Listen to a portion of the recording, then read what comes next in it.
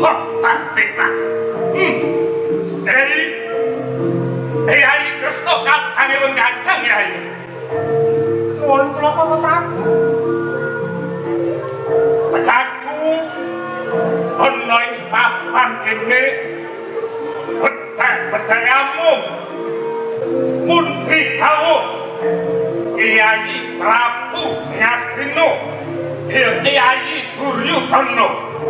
Lajeng menapa? Harese ento tanggal iki putrane Kyai Prabu Duryudana ya Lesmana Nandakuya. Mula aku kautus nglamarake putramu iya ponakanku kuwi kanggo dadi garwane Lesmana. Lho Papa Prabu.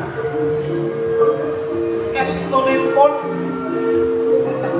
kula tampik menika nggih wonten angin dereng saged kula tampik awet sedaya menika gumantung ingkang lampahi nggih Prantawati kaliyan Lesmana menawi tos sami tresnanipun samangke mestinipun tiyang sepuh namung saged pangestoni kok ora iya pancen bener ngono samengko aku bakal ngripeci Prantawati supaya bisa nampa Lesmana Mandraguna.